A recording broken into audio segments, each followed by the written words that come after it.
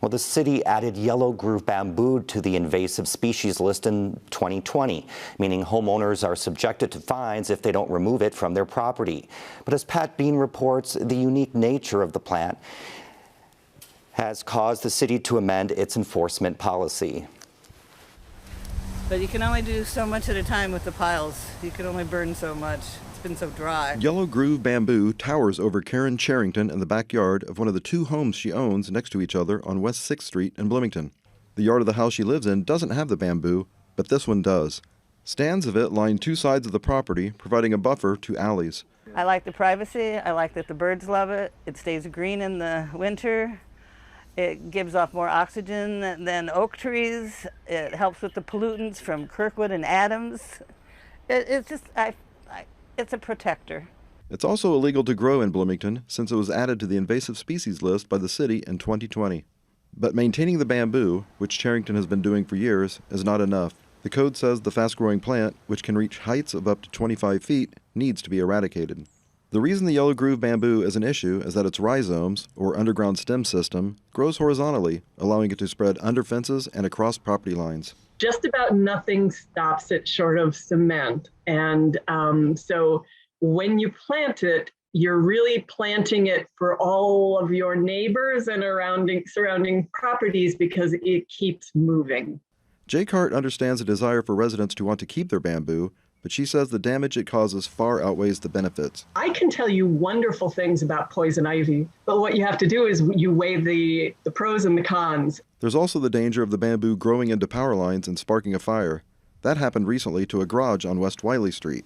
So late in 2019, an amendment to the Unified Development Ordinance added yellow groove bamboo to the list of banned plants. And we're not the only community with bamboo eradication, ordinance.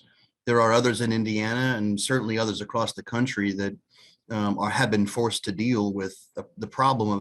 The bamboo was on Cherrington's property when she purchased it. She didn't know it had been listed as an invasive species until she received the first of a handful of citations 1 year ago. After back-to-back fines a week apart in May totaling $150, Cherrington appealed her case to the Bloomington Board of Public Works. Years ago, it's not this board's purview to be able to allow you to keep the yellow bamboo. It's whether or not you're I really thought they'd let me grandfather it. It just doesn't seem right. They pass an ordinance and then they don't tell people, and then they don't have any funds or any help to get rid of it. I mean. But thanks in part to Cherrington's appeal, Hand amended how its invasive species policy deals with yellow groove bamboo. The invasive species code calls for citation with a warning or a fine of $50 on the first violation. The fines increase with each subsequent violation, and if the city has to remove the plants, the cost is added to your property tax. But for yellow groove bamboo, the policy is now a warning followed by a 90-day window to show progress. If none is shown, the fines begin. I think the point's been made that bamboo is just different. It's more difficult to deal with. And so, it was important for us to kind of come up with, because we're required by the ordinance to enforce it, what's the most sensible way to do it? With the policy change, the Parks Board threw out Cherrington's previous citations and fines and started her 90-day window last week. Cherrington is making some progress. She's had truckloads of bamboo removed from the property and is keeping that area mowed. She's also laid plastic to keep bamboo from growing, but still has the thicket bordering the property. She says the cost to completely eradicate the bamboo would run into the thousands. Jay Cart calls that the nuclear option. She says one way to control the bamboo is to cut it every week or two when the bamboo sprouts anew. If you can commit to simply cutting down all the shoots as they pop up over and over, the roots will run out of energy and the plant will die. Cherrington doesn't want to remove all of her bamboo and still hopes to keep the stand along the edge of the property as a privacy fence. Now, I, of course, do not want to get fined. But I also want to be able to keep some of my privacy.